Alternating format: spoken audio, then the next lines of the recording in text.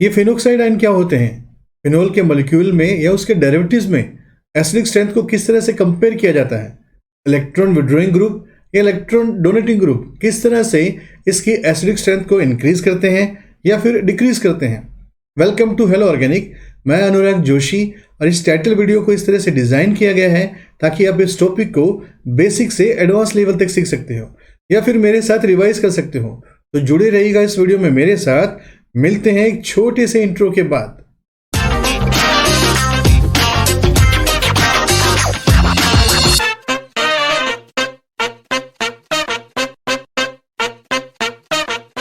इस video lecture में हम लोग जानेंगे कि फिनोल और उसके डेरिवेटिव्स में एसिडिक स्ट्रेंथ को किस तरह से प्रेडिक्ट किया जाता है। अब मान लीजिए मेरे पास एक फिनोल का मॉलिक्यूल है। फिनोल का मॉलिक्यूल जब इस OH बॉन्ड को ब्रेक कर लेता है तो उससे यहाँ से H पॉजिटिव आयन रिलीज होते हैं और फिनोल का मॉलिक्यूल एसिड की तरह बिहेव करता है। इसके लिए इस OH बॉन्ड को इस तरह से ब्रेक किया जाता है कि इस बॉन्ड के दोनों इलेक्ट्रॉन जो हैं वो ऑक्सीजन की हायर इलेक्ट्रॉन नेगेटिविटी के कारण ऑक्सीजन पे चले जाते हैं, जिससे यहाँ से H पॉजिटिव आयन रिलीज होते हैं और फिनोल की ऑक्सीजन पर नेगेटिव चार्ज की फॉर्मेशन होती है।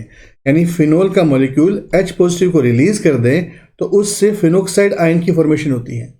इन फिनोक्साइड आयन को हम कंजुगेट बेस कहते हैं, क्योंकि प्रीवियस वीडियो में हमने देखा था कि कोई भी एसिड अगर H पॉजिटिव को रिलीज कर देता है तो बनने वाला एनायन हमेशा कंजुगेट बेस कहलाता है।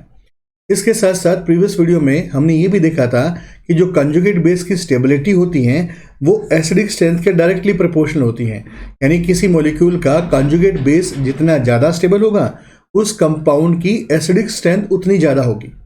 अगर मान लीजिए मेरे पास कोई ऐसा फिनोल है जिस पे कोई ग्रुप G लगा हुआ है, तो G लगने के बाद जब ये यहाँ से H पॉजिटिव को रिलीज करेगा तो उसका कंजुगेट बेस कुछ इस तरह से दिखाई देगा।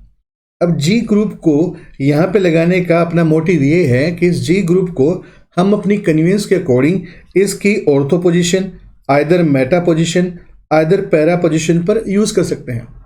अब यहाँ पे जो G ग्रुप है ये दो तरह का हो सकता है, या तो ये इलेक्ट्रॉन विड्रॉइंग ग्रुप हो सकते हैं या फिर ये इलेक्ट्रॉन डोनेटिंग ग्रुप हो सकते हैं। इलेक्ट्रॉन विड्रॉइंग ग्रुप वो ग्रुप होते हैं जो माइनस इफेक्ट यानी -I, -H और -M के कारण इलेक्ट्रॉन को विड्रॉल करते हैं, जबकि इलेक्ट्रॉन डोनेटिंग ग्रुप वो होते हैं जो प्लस इफेक्ट यानी +I, +H और +M के कारण इलेक्ट्रॉन का डोनेशन करते हैं। अगर इस कंजुगेट बेस की बात करें तो प्रीवियस वीडियो लेक्चर में हमने ये देखा है कि ये जो नेगेटिव चार्ज है ये बेंजीन के पाई बॉन्ड के साथ कंजुगेशन में है, क्योंकि नेगेटिव चार्ज इस पाई बॉन्ड के साथ एक सिग्मा बॉन्ड से सेपरेटेड है। तो ऐसा सिस्टम जो होता है वो कंजुगेटेड सिस्टम होता है। इस कारण से अब ये नेगेटिव चार्ज बेंजीन में इस तरह से माइग्रेट कर सकता है। मैं ऐसी होप करके चल रहा हूं आप इस फिनोक्साइड यानी इस कंजुगेट बेस की सभी RS को आसानी से ड्रॉ कर पाओगे। अब ये जो नेगेटिव चार्ज होता है बेंजीन में हमेशा 3 जगह पे माइग्रेट करता है, जिसमें से 2 जगह उसकी ऑर्थो पोजीशन होती हैं और 1 जगह उसकी पैरा पोजीशन होती है। अब अगर मान लीजिए इस फिनोक्साइड पर कोई ग्रुप G लगा हुआ है जिसको मैं आसानी से ऑर्थो, मेटा और पैरा पे एज्यूम कर सकता हूं। अब हम देखते हैं कि इलेक्ट्रॉन विड्रॉइंग ग्रुप और इलेक्ट्रॉन डोनेटिंग ग्रुप का इस कंजुगेट बेस की स्टेबिलिटी पे क्या इंपैक्ट डेवलप होता है। किसी भी नेगेटिव चार्ज को GOC में सेम तरीके से स्टेबलाइज किया जाता है। जैसे यहाँ पर इस फिनोक्साइड में ऑक्सीजन के ऊपर नेगेटिव चार्ज है और नेगेटिव चार्ज को स्टेबलाइज करने का सबसे बेस्ट तरीका ये है उस चार्ज को विड्रॉल कर लिया जाए। यानी ये चार्ज जितना ज़्यादा डिस्पर्स हो जाएगा उतना ज़्यादा इस नेगेटिव चार्ज की स्टेबिलिटी इंक्रीज हो जाएगी। इसका मतलब ये है अगर मैंने इसमें इलेक्ट्रॉन विड्रॉइंग ग्रुप रखें तो ऐसे ग्रुप जो होंगे ये -I, -H और -M के कारण इस नेगेटिव चार्ज को डिस्पर्स कर देंगे।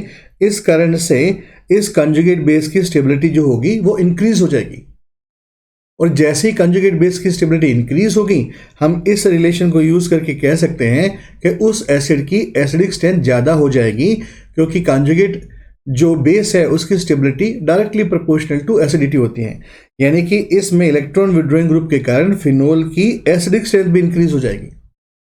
प्रीवियस वीडियो में हमने एक ये भी रिलेशन देखा था कि एसिडिटी जो होती है वो directly proportional to Ka value होती है। यानी अच्छे एसिड की Ka वैल्यू हमेशा ज़्यादा होती है, जबकि एसिडिटी और पीके में रिलेशन देखें तो एसिडिक स्ट्रेंथ पीके के इनवर्सली प्रोपोर्शनल होती है। या मैं ऐसा कह लूँ Ka वैल्यू और पी के वैल्यू, ये दोनों वैल्यू एक दूसरे के इन्वर्सली प्रोपोर्शनल होती हैं। अगर अच्छे एसिड की के वैल्यू ज़्यादा है तो उसकी जो पी के वैल्यू होती है वो कम हो जाती है। इसका मतलब ये हुआ जो इलेक्ट्रॉन विड्रॉइंग ग्रुप होते हैं वो हमेशा फिनोल की एसिडिक नेचर को इंक्रीज कर देते हैं, उसकी के वैल्यू को इंक्रीज कर देते हैं। बिल्कुल इसका उल्टा, अगर मान लीजिए मैं जी की जगह इलेक्ट्रॉन डोनेटिंग ग्रुप रख दूं, अब इलेक्ट्रॉन डोनेटिंग ग्रुप क्या करेंगे, इसमें इलेक्ट्रॉन को डोनेशन करेंगे।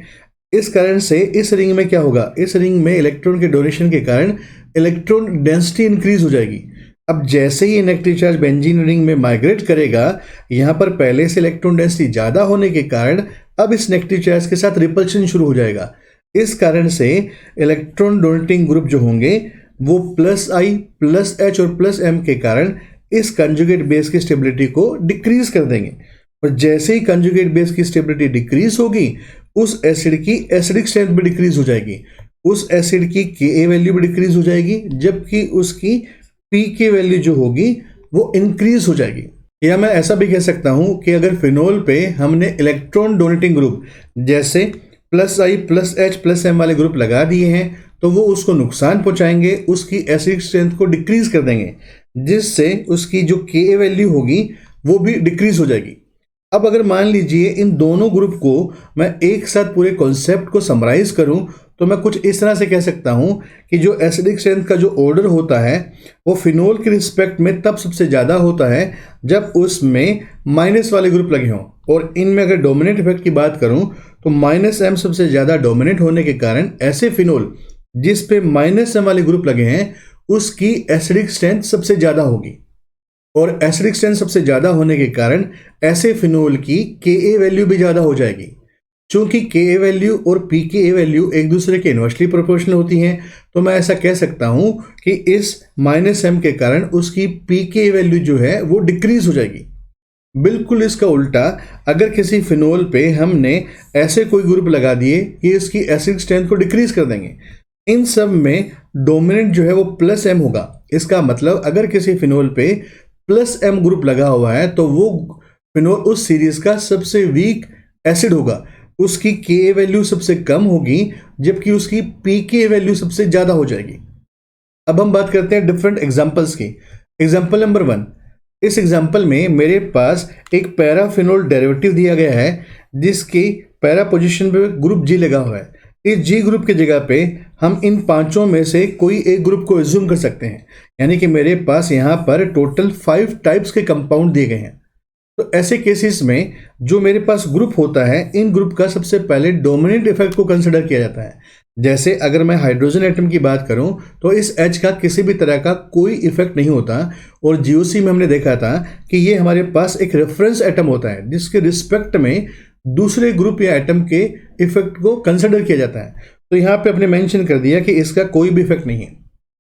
नाइट्रो ग्रुप को कंसिडर करें तो इसमें माइनस एम इफेक्ट होता है, Cl का डोमिनेंट माइनस आई होगा, मिथाइल का डोमिनेंट प्लस एच इफेक्ट होता है।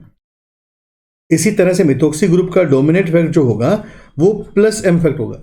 इतना करने के बाद अगर इनमें से कोई भी ग्रुप का सिमिलर इफेक्ट है तो उसको आपस में कंपेयर करके उसका ऑर्डर डिसाइड किया जाता है, जबकि हमारे पास अभी किसी ग्रुप का भी सिमिलर इफेक्ट नहीं है, सबका डिफरेंट इफेक्ट है। अब बात करते हैं इस कंजुगेट बेस की स्टेबिलिटी की। सबसे पहले होगा क्या, यहाँ से H पॉजिटिव रिलीज हो जाएगा और इस ऑक्सीजन पर नेगेटिव चार्ज आ जाएगा। मैं यहाँ पे ऐसी होप करके चल रहा हूँ, आप इससे डायरेक्टली इसका कंजुगेट बेस एज्यूम कर सकते हो। अब जैसे ही नेगेटिव चार्ज जो इस ऑक्सीजन के ऊपर आएगा, इन नेगेटिव चार्ज जो होगा इन 3 जगह पे माइग्रेट करेगा, जिसमें से 2 जगह ये ऑर्थो पोजिशन होंगी और 1 जगह ये पैरा पोजिशन होगी। अब जब पैरा पोजीशन पे नेगेटिव चार्ज आएगा तो ये जो जी ग्रुप है उस पर किस तरह का इम्पैक्ट डेवलप करेंगे, इसके बेसिस पे हम इस कंजुगेट बेस की स्टेबिलिटी को डिसाइड करेंगे। जैसे अगर मैं कंजुगेट बेस की स्टेबिलिटी को डिसाइड करता हूं तो जो नाइट्रो ग्रुप होगा वो अपने माइनस एम के कारण इसकी स्टेबिलिटी को इंक्रीज कर देगा। इसी तरह से माइनस आई भी इलेक्ट्रॉन को विड्रॉल करके इसकी स्टेबिलिटी को इंक्रीज करेगा। अगर मान लो मैं आपसे पूछूं इन दोनों में से किसकी स्टेबिलिटी ज़्यादा इंक्रीज होगी, तो जीओसी में हमने देखा है कि माइनस एम इफेक्ट जो होता है वो माइनस आई पे डोमिनेंट होता है। इसका मतलब माइनस एम जो होगा वो माइनस आई के कंपैरिजन में ज़्यादा इलेक्ट्रॉन को विड्रॉल करेगा। इस कारण से यहाँ पे हमने एक निशान को और इंक्रीज कर दिया। अगर मान लीजिए मैं प्लस H और प्लस M की बात करूं तो इलेक्ट्रॉन डोनेटिंग जो ग्रुप होते हैं वो इस कंजुगेट बेस की स्टेबिलिटी को डिक्रीज कर देते हैं। इसका मतलब ये है प्लस H भी इसको नुकसान पहुंचाएगा, प्लस M भी इसको नुकसान पहुंचाएगा। दोनों में से ज्यादा नुकसान कौन पहुंचाएगा? जीओसी में हमने देखा था कि जो प्लस M इफेक्ट होता है वो इंडक्टिव इफेक्ट के साथ साथ हाइपर कंजुगेशन से भी डोमिनेट होता है। इस कारण से ये जो प्लस M इफेक्ट होगा इसमें ज्यादा नुकसान पहुंचाएगा। तो अपने एक एरो और लगा दिया कि ये कंजुगेट बेस की स्टेबिलिटी को और ज्यादा कम कर देगा। अगर मैं इसकी बात करूं तो इसमें H एटम है जिसका कोई इफेक्ट नहीं होता। इसका मतलब ना तो इसमें फायदा हो रहा है और ना ही इसमें नुकसान हो रहा है। अगर इसके बेसिस पे मैं इस कॉन्जुगेट बेस की ओवरऑल स्टेबिलिटी की बात करूं तो इसमें सबसे ज्यादा स्टेबल कौन होगा? सबसे ज्यादा स्टेबल इसमें सेकंड नंबर का फिनोल का कॉन्जुगेट बेस होगा। उसके बाद इसमें आ जाएगा थर्ड नंबर का, देन 1 नंबर का जिसमें कोई भी ना नुकसान हो रहा है और ना फायदा हो रहा है। इसके बाद आएगा 4 नंबर का और सबसे लीस्ट आ जाएगा 5th नंबर का क्योंकि उसमें सबसे ज्यादा नुकसान हो रहा है। अगर एसिड की एसिडिक स्ट्रेंथ की बात करें तो अभी हमने देखा था कि एसिड की acidic strength directly proportional to stability of conjugate base, यानी कॉन्जुगेट बेस का जो भी ऑर्डर आया है वो सेम ऑर्डर हमारे पास यहाँ पे इसका आ जाएगा, यानी ये इसका एसिडिक स्ट्रेंथ का ऑर्डर हो जाएगा। और जो एसिडिक स्ट्रेंथ का ऑर्डर आया है वो बिल्कुल सेम Ka वैल्यू का हो जाएगा, यानी कि इसमें सेकेंड कंपाउंड की Ka वैल्यू जो होगी वो सबसे ज्यादा होगी और 5th नंबर कंपाउंड की Ka वैल्यू सबसे कम हो जाएगी। और अगर मान लो मैं इस क्वेश्चन में आपसे pK का ऑर्डर पूछता तो हमको पता है कि Ka का ऑर्डर जो होता है वो इनवर्सली प्रोपोर्शनल टू pK का ऑर्डर बन जाता है। तो इस ऑर्डर को अगर फ्लिप कर देते तो हमारे पास pKa का ऑर्डर आ जाता। करेक्ट है। Example number 2। इस एग्जाम्पल में मेरे पास 4 टाइप के फिनोल दिए गए हैं। इनमें सबसे बड़ा डिफरेंस ये है कि इन तीनों में Br एटम डिफरेंट पोजीशन पे लगे हैं। तो ऐसे केसेस में सबसे पहले जो हमारे पास ये एटम लगा है या जो ग्रुप लगा हुआ है उसके इफेक्ट को कंसिडर करते हैं। चूंकि यहाँ पे डिफरेंट पोजीशन है इसलिए ऐसे ग्रुप के सभी तरह के इफेक्ट को कंसिडर किया जाएगा। जैसे अगर मैं Br एटम की बात करूं तो जो Br ग्रुप होता है वो -I के साथ साथ -M इफेक्ट भी शो करता है। बट यहाँ पे हमको Br का -I कंसिडर करना है क्योंकि -I इफेक्ट जो होता है वो हेलोजन का डोमिनेट होता है। अगर -I की बात करूं तो -I इफेक्ट इसमें एब्सेंट होगा क्योंकि इसमें Br एटम या ग्रुप एब्सेंट है। -I इफेक्ट इसमें प्रेजेंट होगा, इसमें भी प्रेजेंट होगा और इसमें भी प्रेजेंट होगा। क्योंकि प्रीवियस वीडियो में हमने देखा था कि जो इंडक्टिव इफेक्ट होता है वो डिस्टेंस के इनवर्सली प्रोपोर्शनल होता है, यानी किसी भी तरह का चाहे वो +I हो या -I हो डिस्टेंस के इनवर्सली प्रोपोर्शनल होता है। यानी जैसे जैसे डिस्टेंस इंक्रीज होगा इंडक्टिव इफेक्ट जो है वो डिक्रीज हो जाएगा। तो इन तीनों में से सबसे ज्यादा इंडक्टिव इफेक्ट किसका ऑपरेट होगा? सबसे ज्यादा इंडक्टिव इफेक्ट इसका ऑपरेट होगा क्योंकि इसमें जो Br है इस OH ग्रुप के बिल्कुल पास में है, यानी ये जो डिस्टेंस है ये सबसे कम है।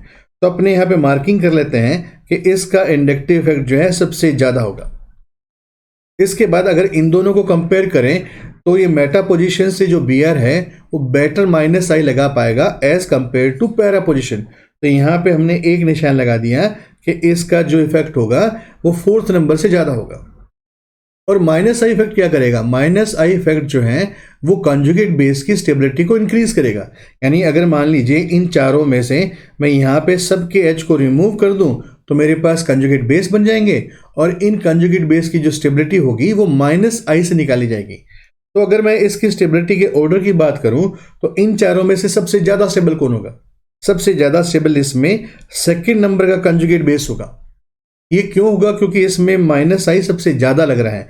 इसके बाद हमारे पास आ जाएगा 3rd नंबर का, देन हमारे पास आएगा 4th नंबर का और सबसे लीस्ट इसमें बन जाएगा 1 नंबर का कॉन्जुगेट बेस। और बिल्कुल सिमिलर ऑर्डर इसकी Ka वैल्यू का बन जाएगा कि सेकेंड कंपाउंड की Ka वैल्यू सबसे ज्यादा होगी और फर्स्ट कंपाउंड की Ka वैल्यू सबसे कम होगी। और अगर मुझे pK का ऑर्डर निकालना है तो इस ऑर्डर को मैं फ्लिप कर लूंगा तो मेरे पास pKa वैल्यू का ऑर्डर आ जाएगा। Example number 3। इस एग्जाम्पल में मेरे पास 2 फिनोल दिए गए हैं और दोनों में खास बात यह है दोनों में हेलोजन प्रेजेंट है जो उसकी पैरा पोजीशन पे है। डिफरेंस ये है कि दोनों में डिफरेंट हेलोजन प्रेजेंट है। तो सबसे पहले हम क्या करेंगे, यहाँ से H को रिमूव करके इस O पे नेगेटिव चार्ज रख लेंगे, यानी हमने इनका कंजुगेट बेस बना लिया। अब ये जो नेगेटिव चार्ज रखेंगे, ये नेगेटिव चार्ज इस तरह से इस बेंजीन में टोटल 3 जगह, 2 जगह ऑर्थो और 1 जगह इसकी पैरा पे मूव करेगा। और जैसे ही दोनों में पैरा पे नेगेटिव चार्ज आएगा, अब हमको इस फ्लोरीन और इस क्लोरीन का जो इफेक्ट है उसको कंसिडर करना पड़ेगा। अगर मैं फ्लोरीन की बात करूं तो फ्लोरीन में केवल -I इफेक्ट होता है। अगर क्लोरीन की बात करूं तो क्लोरीन में -I के साथ साथ -M इफेक्ट होता है। अब यहाँ पे फ्लोरीन में -M इफेक्ट क्यों नहीं होता, इसका आंसर ये है कि फ्लोरीन के पास एम्प्टी ऑर्बिटल नहीं होते, जबकि क्लोरीन के पास एम्प्टी ऑर्बिटल होने के कारण अब ये नेगेटिव चार्ज इस तरह से क्लोरीन के एम्प्टी ऑर्बिटल में भी माइग्रेट कर सकता है। यानी क्लोरीन इस नेगेटिव चार्ज को अपनी इलेक्ट्रोनेगेटिविटी के कारण -I से भी स्टेबलाइज कर सकता है और खाली ऑर्बिटल के कारण -M से भी स्टेबलाइज कर सकता है। जबकि इस कंजुगेट बेस में ये जो नेगेटिव चार्ज है, ये फ्लोरीन की केवल हायर इलेक्ट्रॉन नेगेटिविटी से स्टेबलाइज हो सकता है, यानी इसमें केवल -I इफेक्ट प्रेजेंट होगा। तो इन दोनों कंजुगेट बेस में से ज्यादा स्टेबल कौन होगा?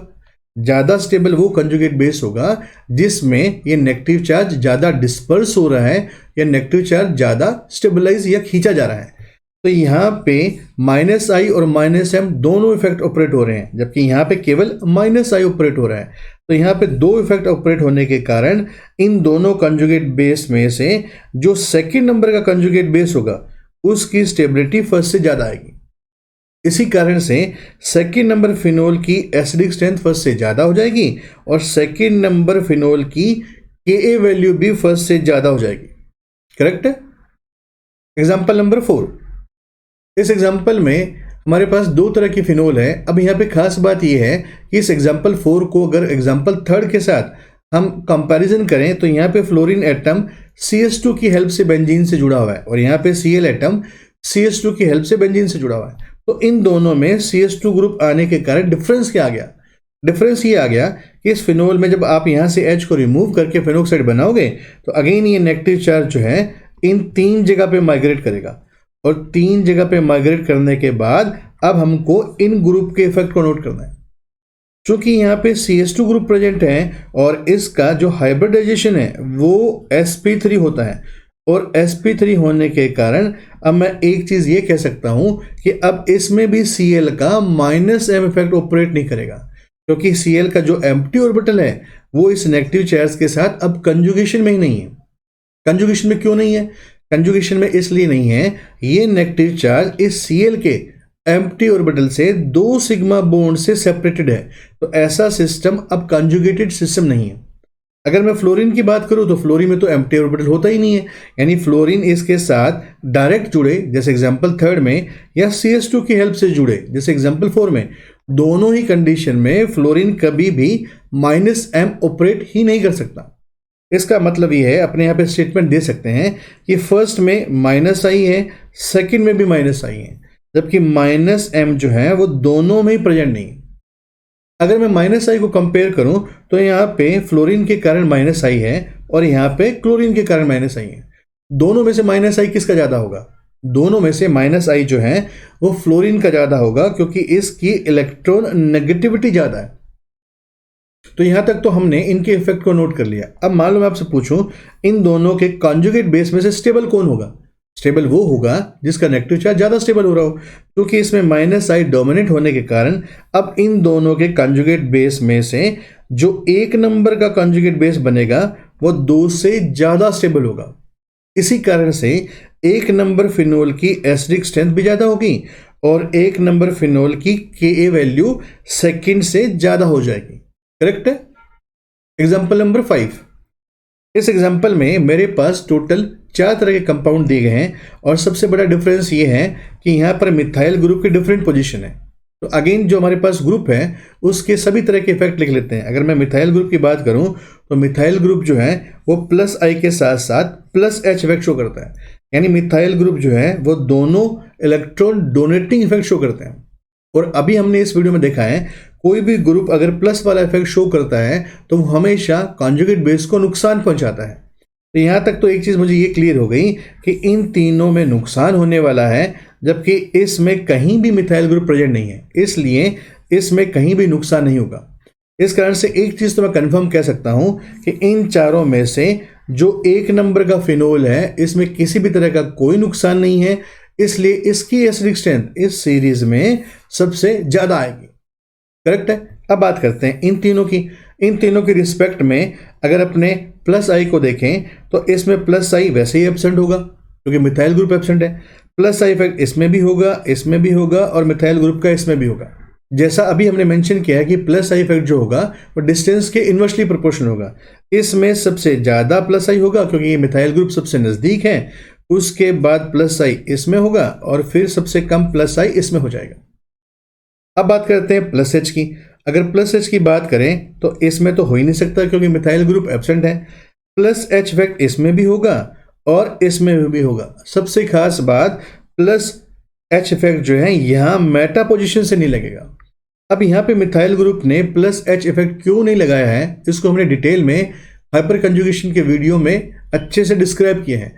मैं यहाँ पे ऐसी होप करके चल रहा हूं आपने वो वीडियो देखा होगा और अच्छे से आप समझ गए होंगे कि मिथाइल ग्रुप इस मेटा पोजीशन से यहाँ पे प्लस एच इफेक्ट को ऑपरेट क्यों नहीं कर रहा। अब बात करते हैं इस कंजुगेट बेस की स्टेबिलिटी की। क्योंकि इसमें दोनों इफेक्ट जो है नुकसान पहुंचा रहे हैं, इसका मतलब अगर जिसमें दोनों इफेक्ट प्रेजेंट है उसमें सबसे ज्यादा नुकसान होगा, जिसमें ये इफेक्ट प्रेजेंट ही नहीं है उसमें सबसे ज्यादा फायदा होगा।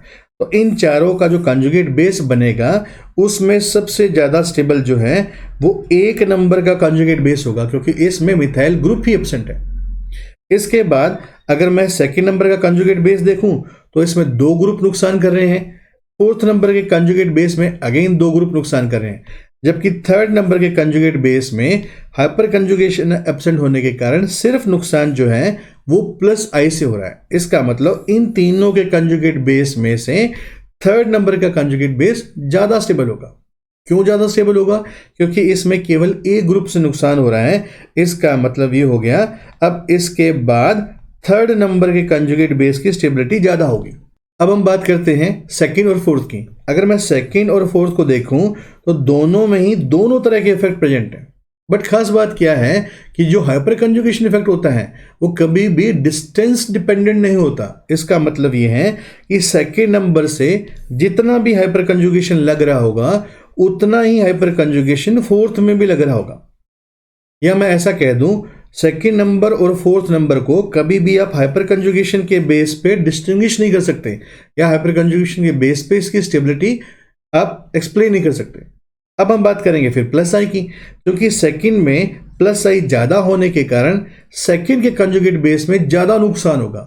इसलिए अपने कह सकते हैं कि जो इसमें से फोर्थ नंबर का कंजुगेट बेस है वो ज्यादा स्टेबल होगा। इसके बाद इसमें सबसे least stable conjugate base second बन जाएगा। करेक्ट है। और ये सेम ऑर्डर जो होगा इसकी एसिडिक स्ट्रेंथ का हो जाएगा कि 1 नंबर का फिनोल सबसे ज्यादा एसिडिक होगा और सेकंड नंबर का फिनोल इस सीरीज का लीस्ट एसिडिक होगा। और यही ऑर्डर इसकी के वैल्यू का बन जाएगा कि इसमें 1 नंबर फिनोल की के वैल्यू सबसे ज्यादा और सेकंड नंबर की के वैल्यू सबसे कम होगी। और अगर मान लो मुझे पीके का ऑर्डर निकालना होता तो इस के के ऑर्डर को मैं फ्लिप कर देता तो मेरे पास पीके का ऑर्डर आ जाता। क्या तो करेक्ट है। Example number 6। इस एग्जाम्पल में मेरे पास 2 फिनोल दिए गए हैं। इनमें सबसे बड़ा डिफरेंस ये है कि यहाँ CH3 ग्रुप है और यहाँ पे CD3 ग्रुप है। अगर इन दोनों ग्रुप के रिस्पेक्ट में मैं बात करूं तो इनसे प्लस आई और प्लस एच इफेक्ट प्रेजेंट होता है, यानी कि प्लस आई इफेक्ट इसमें भी होगा और इसमें भी होगा। दोनों में से प्लस आई इफेक्ट किसका ज्यादा होगा? हमने इंडक्टिव इफेक्ट की वीडियो में देखा था कि जिस हाइड्रोजन के आइसोटोप का मास ज्यादा होता है उसका प्लस आई इफेक्ट भी ज्यादा होता है। चूंकि यहाँ पे ड्यूटेरियम प्रेजेंट है इसलिए CD3 का जो प्लस आई इफेक्ट होगा वो CH3 पे ज्यादा डोमिनेंट हो जाएगा। तो यहाँ पे अपने मार्क कर लेते हैं कि CD3 का प्लस आई इफेक्ट जो होगा वो ज्यादा डोमिनेंट होगा। अगर प्लस एच इफेक्ट की बात करें तो प्लस एच इसमें भी प्रेजेंट होगा और इसमें भी प्रेजेंट होगा। डोमिनेंट किस में होगा? डोमिनेंट प्लस एच जो होगा वो इसमें होगा।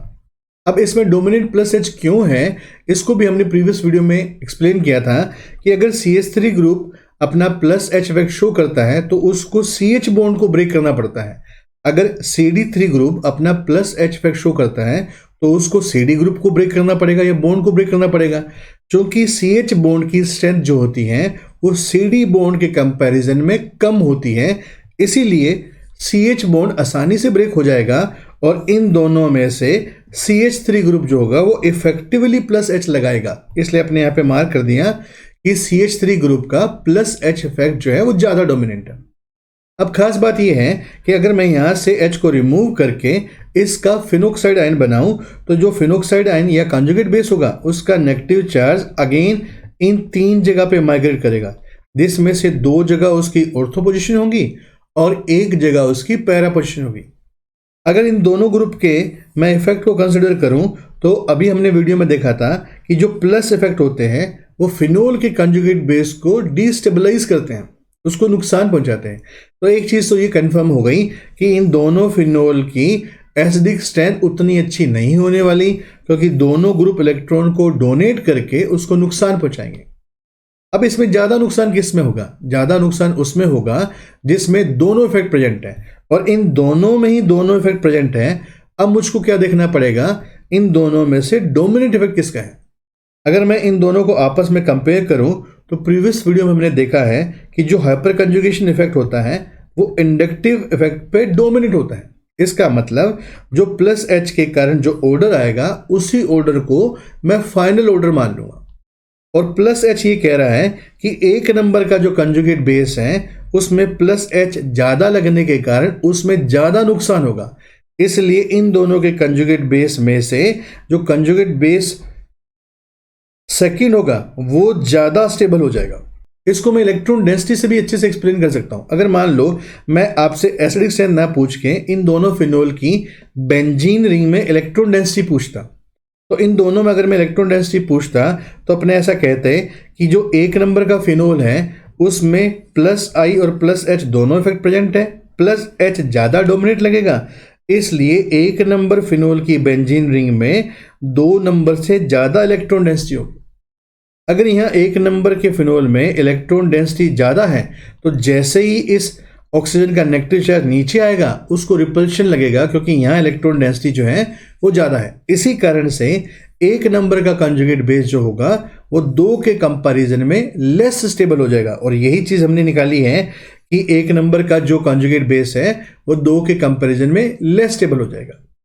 चूंकि 2 नंबर का कंजुगेट बेस ज़्यादा स्टेबल है इसलिए इन दोनों में एसिडिक स्ट्रेंथ जो है वो सेकंड नंबर फिनोल की आ जाएगी, या जो Ka वैल्यू है वो सेकंड नंबर फिनोल की फर्स्ट से ज़्यादा होगी। करेक्ट है। Example number 7। इस एग्जाम्पल में मेरे पास यहाँ पे 2 टाइप के अल्काइल ग्रुप दिए गए हैं। अब इन दोनों ग्रुप में खास बात यह है कि इनमें कहीं भी हाइपर कंजुगेशन प्रेजेंट नहीं है। हाइपर कंजुगेशन क्यों प्रेजेंट नहीं है? वो इसलिए प्रेजेंट नहीं है कि बेंजीन के रिस्पेक्ट में ये जिस कार्बन को मैं हाईलाइटेड कर रहा हूँ ये कार्बन अल्फा कार्बन कहलाता है। और हाइपर कंजुगेशन के वीडियो में हमने देखा था कि बेंजीन के रिस्पेक्ट में अल्फा कार्बन जो है वो sp3 हाइब्रिडाइज होना चाहिए और उस पर कम से कम 1 हाइड्रोजन या उसका आइसोटोप प्रेजेंट होना चाहिए। अगर मैं इन दोनों कंडीशन को चेक करूं तो ये अल्फा कार्बन दोनों में ही sp3 हाइब्रिडाइज है, बट दोनों में ही इस अल्फा कार्बन पर कोई भी डायरेक्ट H या उसका आइसोटोप नहीं जुड़ा हुआ, इसलिए ये दोनों तरह के अल्काइल ग्रुप जो है इस एग्जाम्पल नंबर 7 में अपना प्लस H इफेक्ट शो नहीं कर सकते। तो फिर ये कौन सा इफेक्ट शो करेंगे? ये हमेशा प्लस I इफेक्ट शो करेंगे। तो अपने यहाँ पे लिख लेते हैं कि दोनों में ही प्लस I इफेक्ट प्रेजेंट होगा। दोनों में से किसका प्लस I ज्यादा होगा? क्योंकि यहाँ पे ड्यूटेरियम प्रेजेंट है और यहाँ पे हाइड्रोजन प्रेजेंट है, और अभी हमने मेंशन किया है कि हाइड्रोजन के आइसोटोप में जिसका मास ज़्यादा होगा उसका प्लस I इफेक्ट ज़्यादा होगा। इसीलिए यहाँ पे ड्यूटेरियम के कारण इस ग्रुप का जो प्लस I इफेक्ट होगा वो ज़्यादा डोमिनेट होगा। यहाँ पे अपने मार्क कर लिया। अब बात करते हैं कंजुगेट बेस की स्टेबिलिटी की। तो दोनों में ही यहाँ से H को रिमूव करके यहाँ नेगेटिव चार्ज रखेंगे और कंजुगेट बेस बना लेंगे, और नेगेटिव चार्ज इन दोनों में ही 2 ऑर्थो के साथ साथ पैरा पोजिशन पे माइग्रेट करेगा। क्योंकि यहाँ पे केवल प्लस I इफेक्ट है, और अभी हमने देखा था कि प्लस वाले इफेक्ट जो होते हैं कंजुगेट बेस की स्टेबिलिटी को डिक्रीज कर देते हैं।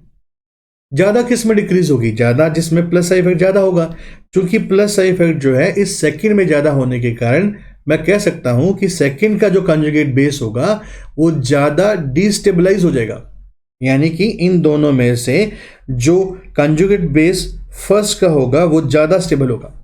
इसी कारण फर्स्ट की एसिडिक स्ट्रेंथ भी ज़्यादा होगी और फर्स्ट फिनोल की Ka वैल्यू भी ज़्यादा हो जाएगी। अब अगर मान लो मैं आपसे ये पूछता कि इन दोनों फिनोल की बेंजीन रिंग में इलेक्ट्रॉन डेंसिटी कहाँ पे ज़्यादा है, तो सेकेंड नंबर के फिनोल में प्लस आई डोमिनेंट होने के कारण जो सेकेंड नंबर का फिनोल है उसमें इलेक्ट्रॉन डेंसिटी फर्स्ट के कंपैरिजन में ज़्यादा है। अगर सेकेंड नंबर के फिनोल में इलेक्ट्रॉन डेंसिटी ज़्यादा है, अब आप सोचो जब आप इसका यहाँ पे नेगेटिव चार्ज बना के नीचे मूव करेंगे तो यहाँ पे इलेक्ट्रॉन डेंसिटी तो पहले से ज़्यादा है। अगर इलेक्ट्रॉन डेंसिटी पहले से ज़्यादा है तो जैसे ही नेगेटिव चार्ज इस बेंजीन रिंग में माइग्रेट करेगा उस पर रिपल्शन शुरू हो जाएगा। इसीलिए इस सेकेंड नंबर के कॉन्जुगेट बेस की स्टेबिलिटी डिक्रीज हो जाएगी और वही हमने यहाँ पे मेंशन किया है कि सेकेंड नंबर के कॉन्जुगेट बेस की स्टेबिलिटी कम होती है। यह तो करेक्ट है। एग्जाम्पल नंबर 8, इस एग्जाम्पल में मेरे पास 4 तरह के फिनोल दिए गए हैं जिसमें मिथोक्सी ग्रुप डिफरेंट पोजीशन पे लगा हुआ है। तो सबसे पहले हम बात करते हैं कि मिथोक्सी ग्रुप जो है वो किस तरह का इफेक्ट शो करता है। मिथोक्सी ग्रुप में -I के साथ साथ +M इफेक्ट होता है, यानी इसमें दो इफेक्ट है, दोनों अपोजिट सिंबल वाले हैं, जिसमें से -I इफेक्ट जो है हमेशा कॉन्जुगेट बेस की हेल्प करता है और +M इफेक्ट जो है हमेशा कॉन्जुगेट बेस को नुकसान पहुंचाता है।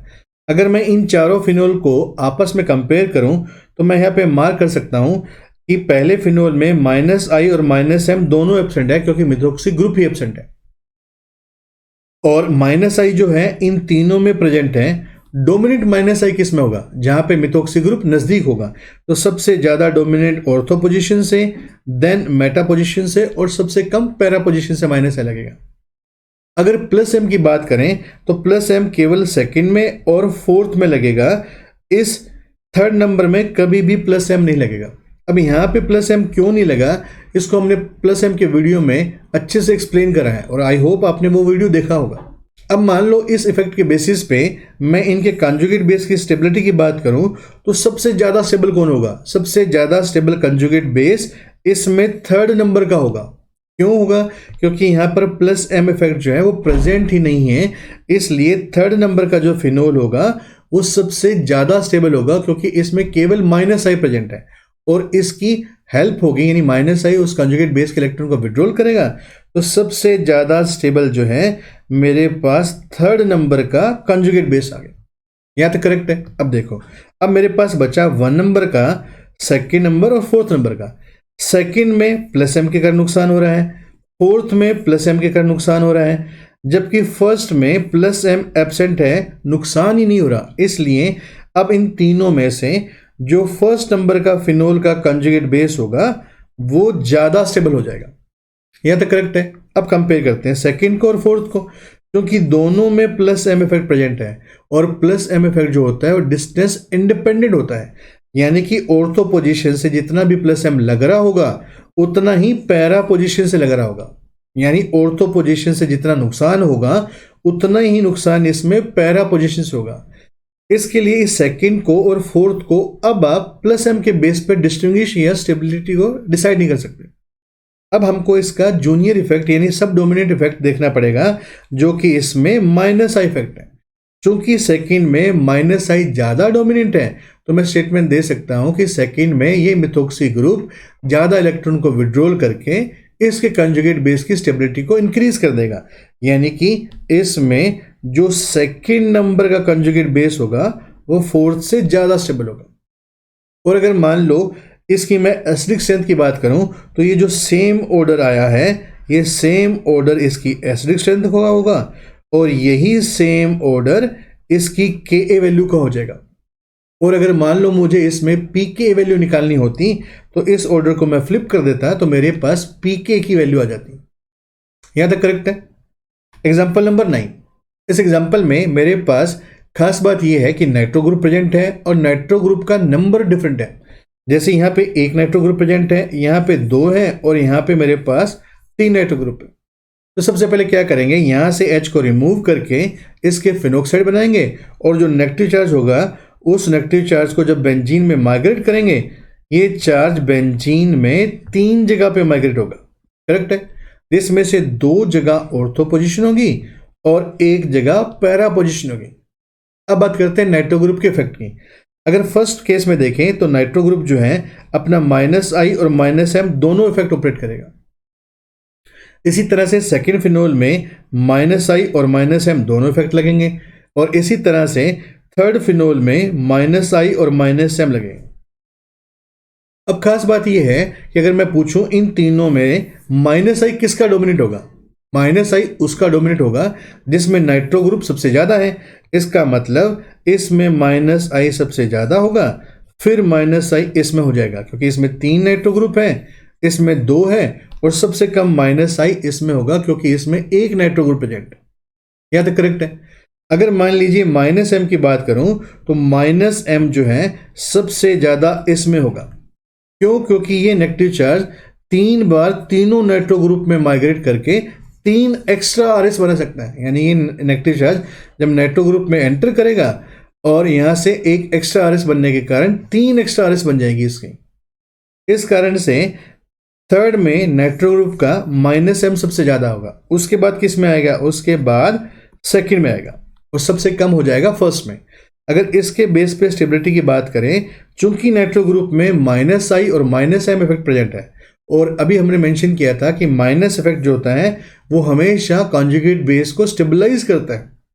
इसका मतलब -I भी हेल्प कर रहा है और -M भी हेल्प कर रहा है। सबसे ज्यादा हेल्प किस में होगी? सबसे ज्यादा हेल्प इस थर्ड नंबर में होगी, क्योंकि इसमें -I और -M सबसे डोमिनेंट है। सबसे कम हेल्प होगी इस फर्स्ट नंबर में, क्योंकि इसमें -I और -M इस सीरीज में सबसे कम है। तो इसके बेस पे अपने कह सकते हैं थर्ड नंबर का कंजुगेट बेस सबसे ज्यादा स्टेबल, देन सेकंड और देन फर्स्ट। और यही जो ऑर्डर होगा ये सेम एसिडिक स्ट्रेंथ का ऑर्डर होगा कि 3 नंबर फिनोल की एसिडिक स्ट्रेंथ सबसे ज्यादा होगी और 1 नंबर फिनोल की एसिडिक स्ट्रेंथ सबसे कम हो जाएगी। सेम ऑर्डर हमारे पास आ जाएगा इसकी Ka वैल्यू का, कि 3 नंबर फिनोल की Ka वैल्यू सबसे ज्यादा और 1 नंबर फिनोल की Ka वैल्यू सबसे कम हो जाएगी। Example number 10। इस एग्जाम्पल में हम SIR के बेस पे इन दोनों फिनोल की एसिडिक स्ट्रेंथ को कंपेयर कर सकते हैं कि अगर बेंजीन में कोई भी 3 ग्रुप अगर सीक्वेंस में प्रेजेंट होते हैं तो ऐसे केसेस में SIR यानी steric inhibition of resonance effect develop होने की पॉसिबिलिटी रहती है। यहाँ पे मेरे पास 3 Cl ग्रुप एक दूसरे के रिस्पेक्ट में अल्टरनेट पोजीशन पे हैं, और यहाँ पे मेरे पास 3 Cl ग्रुप एक दूसरे के रिस्पेक्ट में एडजेसेंट पोजीशन में। अगर मैं Cl ग्रुप की बात करूं तो जो Cl एटम होता है वो -I के साथ साथ -M इफेक्ट शो करता है। इसका मतलब अगर मैं फर्स्ट एग्जांपल को देखूं तो इसमें तीनों क्लोरीन जो होंगे अपने -I के साथ साथ अपना -M इफेक्ट भी शो करेंगे। अगर मैं सेकेंड एग्जांपल को देखूं तो यहाँ पे तीनों Cl एटम एडजेसेंट होने के कारण अब इसमें रिपल्शन शुरू हो जाएगा, और रिपल्शन होने के कारण ये जो बीच वाला Cl है इसके p ऑर्बिटल जो होंगे वो बेंजीन के p ऑर्बिटल के साथ पैरेलल नहीं रह पाएंगे। इसमें ये जो बॉन्ड है वो इस तरह से रोटेट हो जाता है। इस कारण से अगर मैं इस Cl के रिस्पेक्ट में बात करूं, अब इसमें केवल -I इफेक्ट ही ऑपरेट होगा, इसमें -M इफेक्ट अब कभी भी ऑपरेट नहीं हो पाएगा। SIR इफेक्ट वो इफेक्ट होता है जिसमें हिंड्रेंस के कारण कोई ग्रुप या एटम अपना मेसोमेरिक इफेक्ट ऑपरेट नहीं कर पाता। यहाँ पे इन दोनों Cl की हिंड्रेंस के कारण इस Cl का जो p ऑर्बिटल थे अब वो ऑर्थोगोनल हो गए, यानी पैरेलल ना होने के कारण इसका -M इफेक्ट ऑपरेट नहीं हो पाया। अगर मान लो मैं इन दोनों Cl के रिस्पेक्ट में बात करूं तो इन दोनों Cl में -I इफेक्ट प्रेजेंट होगा, बट ये मेटा पोजीशन पे होने के कारण इनमें -M इफेक्ट कभी भी प्रेजेंट नहीं होगा, यानी इनमें केवल -I इफेक्ट प्रेजेंट है, -M एब्सेंट है। अब बात करते हैं इन दोनों के बेस पे इनकी स्टेबिलिटी की।